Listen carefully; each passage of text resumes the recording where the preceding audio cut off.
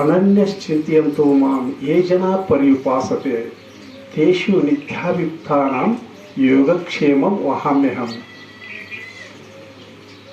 ಶ್ರೀಕೃಷ್ಣ ಪರಮಾತ್ಮ ಭಗವದ್ಗೀತೆಯಲ್ಲಿ ಅರ್ಜುನನಿಗೆ ಬೋಧ ಮಾಡ್ತಕ್ಕಂಥ ವಿಷಯ. ಅನನ್ಯಶ್ಚಿಂತೆಯಂತೋ ಮಾಂ ಯೇ ಜನ ಪರ್ಯುಪಾಸತೆ ತೇಷು ನಿತ್ಯಾಭಿಯುಕ್ತಾನಾಂ ಯೋಗಕ್ಷೇಮಂ ವಹಾಮ್ಯಹಂ.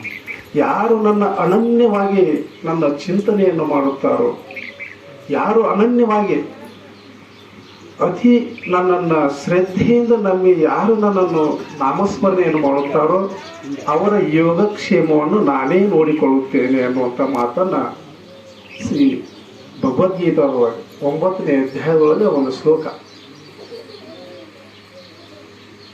ಹೀಗೆ ಭಗವದ್ಗೀತಾದೊಳಗೆ ಹೇಳ್ತಾನೆ ಶ್ರೀಕೃಷ್ಣ ಪರಮಾತ್ಮ ಅರ್ಜುನಿಗೆ, ಇವತ್ತು ಆಂಜನೇಯನ ಹುಟ್ಟುದಿನ.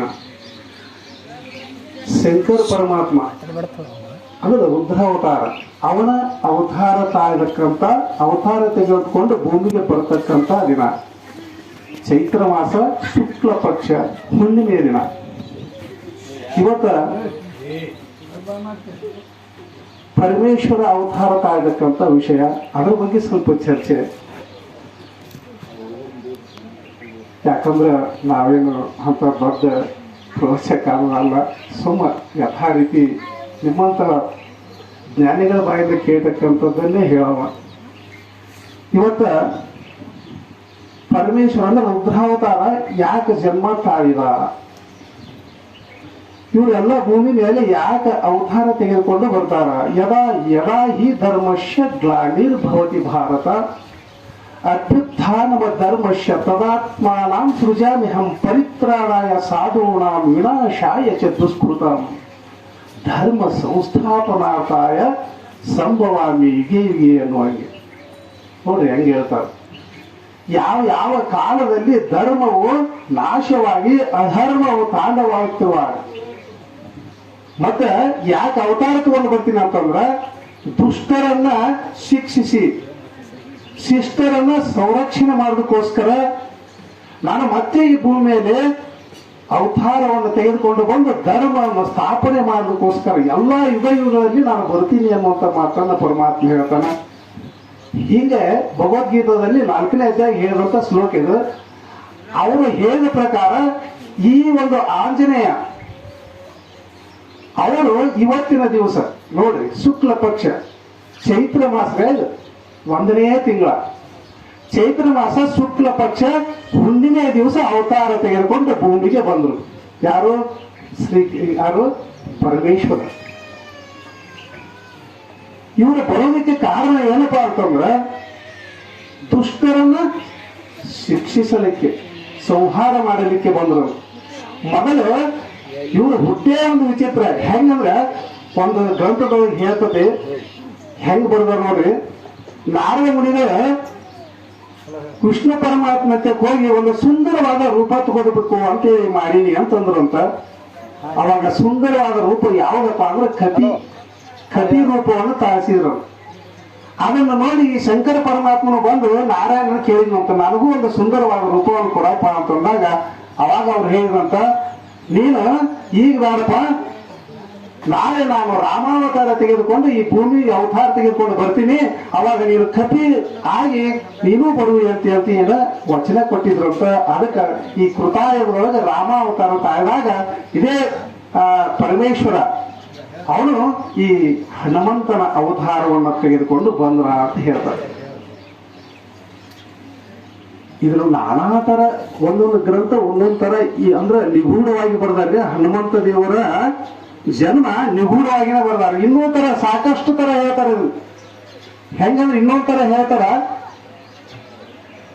ವಿಷ್ಣುವ ಪರಮಾತ್ಮ ಮೋಹಿನಿ ರೂಪ ತಾಳಿದಾಗ ಆ ರೂಪವನ್ನ ಪರಮೇಶ್ವರ ಒಟ್ಟ ನೋಡಿದ್ದಿಲ್ಲ.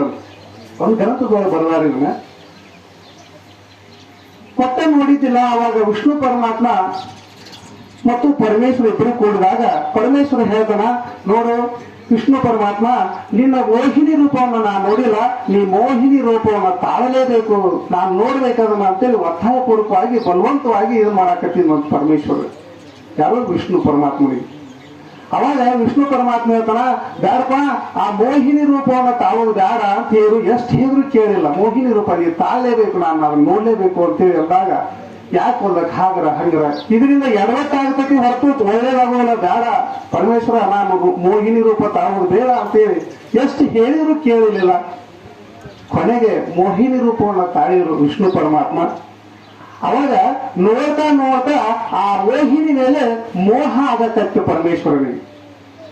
ಮೋಹ ಆಗೋದು ಅವಾಗ ವಿಷ್ಣು ಪರಮಾತ್ಮ ಗೊತ್ತಾತು. ಮೋಹಿನಿ ರೂಪದಲ್ಲಿ ಇರ್ತಕ್ಕಂಥ ವಿಷ್ಣು ಪರಮಾತ್ಮ ಅವ ಓಡಾಕತ್ತಿದ, ಅವ ಮುಂದಿಂದ ಇವ್ರ ಹಿಂದಿಂದ ಇಬ್ರು ಓಡ್ತಾ ಓಡ್ತಾ ಓಡ್ತಾ ಓಡ್ತಾ ಹೋದ್ರು. ಹೋದ ಮೇಲೆ ಕೊನೆಗೆ ಒಂದ್ಸಲ ಅವರ ತೇಜಸ್ಸು ಸ್ಖಲನ ಆಯ್ತು. ಯಾವುದು? ಪರಮೇಶ್ವರನು. ಆ ತೇಜಸ್ಸಿನಿಂದ ಬ್ರಹ್ಮಾಂಡಕ್ಕೆ ತೊಂದರೆ ಆಗ್ತೈತಿ ಅನ್ನೋದು ಪಟ್ನೆ ಗೊತ್ತಾಗಿ ಮೋಹಿನಿ ರೂಪದಲ್ಲಿ ಇರ್ತಕ್ಕಂಥ ವಿಷ್ಣು ಪರಮಾತ್ಮ ಆ ತೇಜಸ್ಸನ್ನು ತನ್ನ ಭವಿಷ್ಯದಲ್ಲಿ ಹಿಡ್ಕೊಂಡ್ರು. ಆ ಭೂಮಿಯಲ್ಲೇ ಕೆಡಿಲಿಲ್ಲ ಅಂತ ಬರ್ದಾರ, ಅವರು ಗ್ರಂಥಗಳು ಬರ್ದಾರ. ಇದನ್ನು ಆ ಭವಿಷ್ಯದಲ್ಲಿ ಹಿಡಿದುಕೊಂಡು ಇದನ್ನ ಏನ್ ಮಾಡಬೇಕು ಅಂತ ವಿಚಾರ ಮಾಡಿದಾಗ ವಿಷ್ಣು ಪರಮಾತ್ಮನಿಗೆ ಒಂದು ಉಪಾಯ ಹೇಳಿತಂತೆ. ಏನಪ್ಪಾ ಅಂತಂದ್ರ, ಅಂಜನಾದೇವಿ ಒಂದು ದೊಡ್ಡ ಗುಹೆಯೊಳಗ ತಪಸ್ಸಿ ಕುಂತ. ಯಾಕೆ ತಪಸ್ಸಿ ಕುಂತ ಅನ್ನೋದು ಕಾರಣನ ಹೇಳಿದವರು, ಇನ್ನೂ ಮದುವೆನಾಗಿಲ್ಲ, ಆಗಲೇ ನಿನಗ ಒಂದು ಮಗು ಹುಡ್ತೈತಿ ಅಂತ ಯಾರೋ ಋಷಿ ಮುನಿಗಳು ಹೇಳಿದ್ರಂತ. ಅದಕ್ಕೆ ನಾನು ಈ ಗಂಡ್ಮಕ್ಳ ಮಕಾನೇ ನೋಡೋದ್ರಿಂದ ನನಗೇನು ಮಗು ಹುಡ್ತೈತೆ ಅಂತ ತಿಳ್ಕೊಂಡು ಯಾರಿಗೂ ಮಕ ನೋಡಬಾರ್ದು ಅಂತ ತಿಳ್ಕೊಂಡು ಒಂದು ದೊಡ್ಡವಾದ ಗುಹೆಯೊಳಗೆ ತಪಸ್ಸಿಗೆ ಕೂತು ಬಿಟ್ಟಿದ್ಲು. ಯಾರು? ಅಂಜನಾದೇವಿ ಒಳಗೆ ಹೋಗಿ ಕೂತಿದ್ರು. ಇವರು ಆ ತೇಜಸ್ಸಿನ ತುಳಿದುಕೊಂಡು ಆ ಗುಹೆ ಮುಂದೆ ಹೋದ್ರು. ನಾವು ಈಗ ಎಷ್ಟು ಓದಿದ್ರು ಅಂತೂ ಆ ತಾಯಿ ಬರಂಗಿಲ್ಲ, ಏನ್ ಮಾಡ್ಬೇಕು ಅಂತ ತಿಳ್ಕೊಂಡು ಅವಾಗ ವಿಷ್ಣು ಪರಮಾತ್ಮ ಒಬ್ಬ ಮಹಾನ್ ಋಷಿ ಅವತಾರ ತೆಗೆದುಕೊಂಡ್ರು, ರೂಪವನ್ನು ತೆಗೆದುಕೊಂಡು ತಾಯಿ ಭಿಕ್ಷಾಂದಿಹಿ ಅಂತ ಕೇಳಿದ್ರು. ಅವಾಗ ಆ ತಾಯಿ ಹೇಳ್ತಾರ, ಆಯ್ತು ನಿಮ್ಗೆ ಭಿಕ್ಷೆ ನೀಡ್ತೀನಪ್ಪ, ನಿಂದ್ರೆ ಸ್ವಲ್ಪ ನಾನು ಬರ್ತೀನಿ ಅಂತಂದಾಗ ಇವ್ರು ನಿಂತಾಗ ಅವಾಗ ಹೇಳಿದ್ರು, ನಾನು ಭಿಕ್ಷೆ ನೋಡ್ತೀನಿ ಹೊರತು ನಿಮ್ಮ ಮುಖ ನೋಡಂಗಿಲ್ಲಪ್ಪ, ನಾ ಭಿಕ್ಷೆ ಮಾತ್ರ ಕೊಡ್ತೀನಿ, ನೀವು ಊಟ ಮಾಡಿ ಹೋಗ್ಬಹುದು ಅಂತ ಹೇಳಿದಾಗ ಆಯ್ತಾಯ್ತು ತಗೊಂಡ್ ಬಾ ಅಂತಂದ ತಗೊಂಡ್ಬರ್ತಾ ಅಂತ ತಗೊಂಡ್ಬಂದಾಗ ಇವ್ರು ಏನ್ ಮಾಡ್ಬೇಕಿಲ್ಲ ಅಂತ ತಿಳ್ಕೊಂಡು ಆ ತಂದಂತ ತೇಜಸ್ಸನ್ನ ತಗೊಂಡಾಕಿ ನೀಡಾಕಂತ ಬರಾಕತ್ತಿದ್ಲು. ತಾಯಿ ನಿನಗೆ ಗುರುಬೋಧಾಗಿಲ್ಲ ಅಂತ ಕೇಳಿದ್ರು. ಇಲ್ಲ, ನನಗೆ ಗುರುಬೋಧಾಗಿಲ್ಲ. ಹಾಗಾದ್ರೆ ಗುರುಬೋಧ ಆಗಲಾರ್ದವ್ರ ಕೈಯಿಂದ ನಾನು ಭಿಕ್ಷೆ ನೀಡಿಕೊಳ್ಳುವುದಿಲ್ಲ, ನಿನಗೆ ಗುರುಬೋಧ ಆದ್ಮೇಲೆ ಮಾತ್ರ ನಾನು ನೀಡಿಸ್ಕೊತೀನಿ ಅಂತಂದಾಗ, ಹಾಗಾದ್ರೆ ಏನ್ ಮಾಡೋದಪ್ಪ ಅಂತಂದಾಗ, ನೀವೇ ಗುರುಬೋಧ ನೀಡಿ ಹಂಗಾರೆ ನೀಡಿಸ್ಕೊಂಡು ಹೋಗ್ರಿ ಅಂತಂದಾಗ, ಬಾತ ಇಲ್ಲಿ ಹಂಗಾರ ಕಿವಿ ಕೊಡು ಅಂತ ಕಿವಿ ಕೊಟ್ಲ.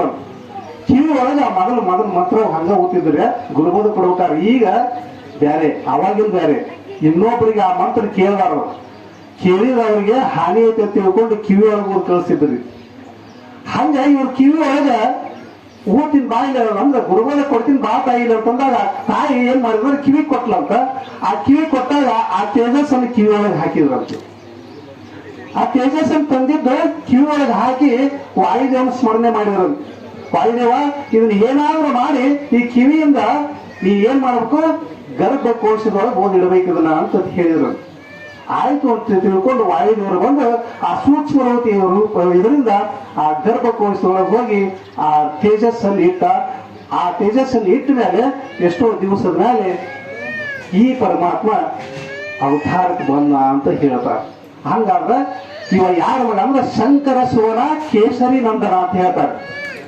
ಹನುಮಾನ್ ಚಾಲಿಸ್ಕೊಂಡು ಹೇಳ್ತಾರ, ಕೇಸರಿ ನಂದನ, ಕೇಸರಿ ಅಂದ್ರೆ ಕೇಸರಿಯ ಮಗ, ಮತ್ತೆ ಪರಮಾತ್ಮ ಅಂದ್ರೆ ಪರಮೇಶ್ವರನ ಮಗನು, ರುದ್ರನ ಮಗನು ಹೌದು, ಶಂಕರ ಸುವರ್ಣ.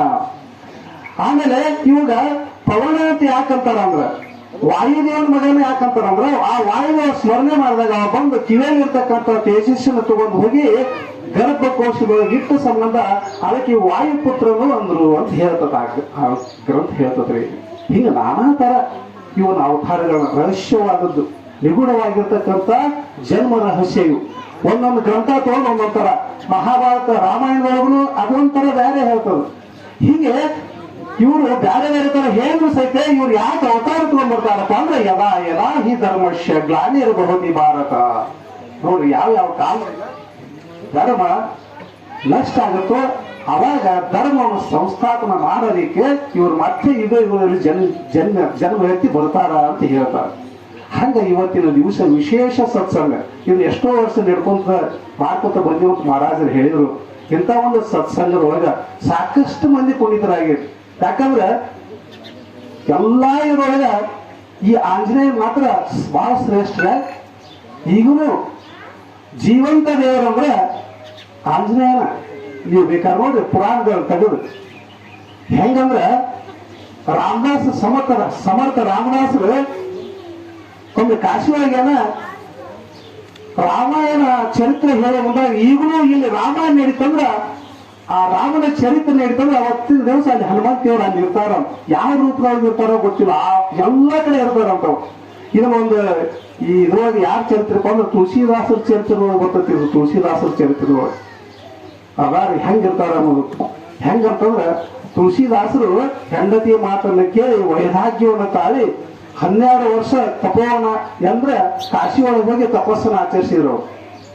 12 ವರ್ಷ ತಪಸ್ಸನ್ನ ಆಚರಿಸಿದಾಗ ಇಂದ ಏನ್ ಮಾಡ್ತಾರೆ, ಸಂಧ್ಯಾ ವಂದನೆ ಮಾಡತಕ್ಕಂತ ಒಂದು ತಮ್ಮಲ್ಲಿರ್ತಕ್ಕಂಥ ಒಂದು ನೀರನ್ನ ಆ ಒಂದು ದೊಡ್ಡ ಒಂದು ಹುಂಚಿ ಗಿಡ, ಆ ಹುಂಚಿ ಗಿಡದೊಳಗೆ ಆ ಪದಿ ಒಳಗೆ ಹಾಕ್ತಿದ್ರು ದಿನ.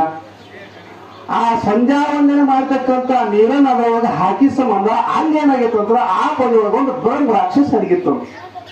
ಆ ಬ್ರಹ್ಮ ರಾಕ್ಷಸಕ್ಕೆ ಏನಾಗಿತ್ತು ಅಂದ್ರ ಯಾವ ನೀರನ್ನು ಒಳ್ಳೆಯದಲ್ಲ. ಇದು ಏನು ಸಂಧ್ಯಾ ವಂದನೆ ಮಾಡತಕ್ಕಂತ ನೀರು ಅಶುದ್ಧ ನೀರು, ಅದಕ್ಕೆ ಭಯಂಕರ ಪವಿತ್ರ. ಅದು 12 ವರ್ಷ ಅದನ್ನು ಪ್ರೋಕ್ಷಣೆ ಮಾಡ್ತಕ್ಕಂತ ಬ್ರಹ್ಮ ರಾಕ್ಷಸರು ಅವತ್ತಿನ ದಿವಸ 12 ವರ್ಷಗ ಅವರ ಅವತಾರ ಕೊನೆಗೋಯ್ತು. ಅವ್ರ ಅವತಾರ ಕೊನೆಗೊಳಿಸಿದವ್ರು ಯಾರಪ್ಪ ಅಂದ್ರೆ ಇದೇ ಮಹಾತ್ಮನ ತಿಳ್ಕೊಂಡು ಕೊನೆ ದಿವಸ ಅವ್ರಿಗೆ ಪ್ರತ್ಯಕ್ಷ ಆಗ್ತದ.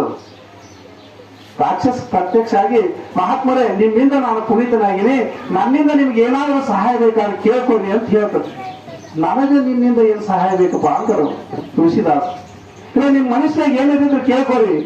ನನ್ನ ಮನಸ್ಸಿನಾಗ ಏನೈತಪ್ಪ ಅಂದ್ರ ಶ್ರೀ ರಾಮಚಂದ್ರ ಪ್ರಭುಗಳನ್ನ ನೋಡಬೇಕು, ಸಾಕ್ಷಾತ್ ಈ ಕಲಿಯುಗ ನಾವು ಕಾಣಬೇಕು ಅನ್ನೋ ಆಸೆ ಐತಿ. ಅದ್ರ ಇನ್ನೂ ಸಾಧ್ಯ ಆಗುತ್ತಲ್ಲಪ್ಪ ಅಂತ ಕೇಳಿದಾಗ ಅದು ಹೇಳಿದ ರಾಕ್ಷಸ, ಬರೀ ಆ 2 ಅಕ್ಷರನ್ನು ಯೋಗ್ಯ ಇಲ್ಲ ನನಗೆ, ಇನ್ನೇನ್ ನೀನು ತೋರಿಸಿದೆ ಅಂತ.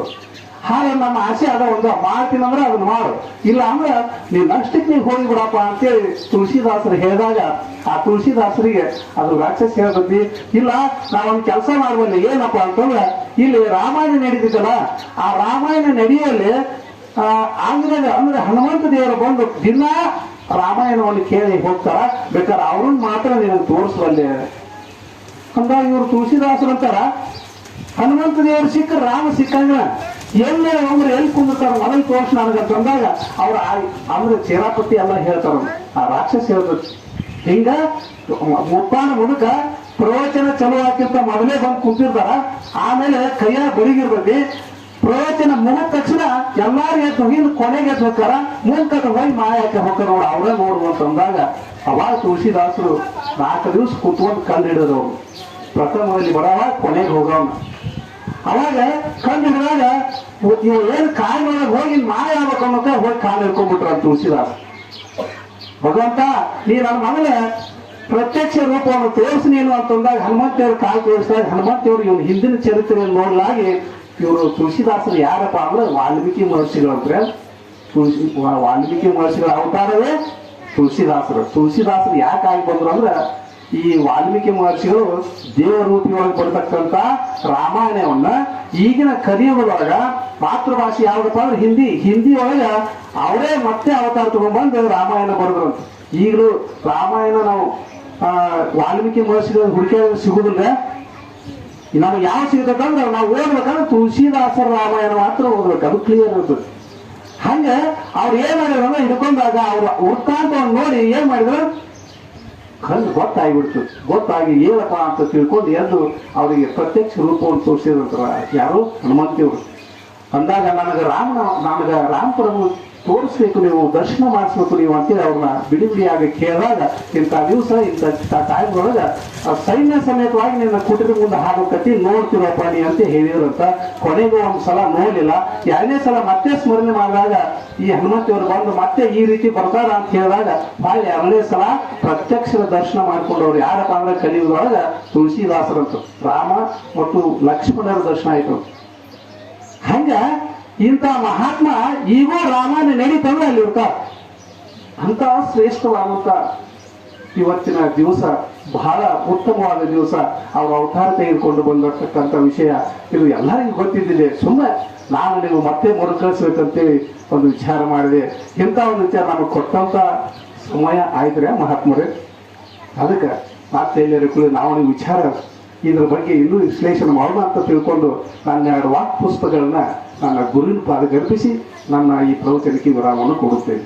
ಪುಂಡರೀ ಕೊರದರಿ ವಿಠ್ಠಲ್ ಶ್ರೀ ಜ್ಞಾನದೇವ ತುಕಾರಾಮ್ महाराज की जय।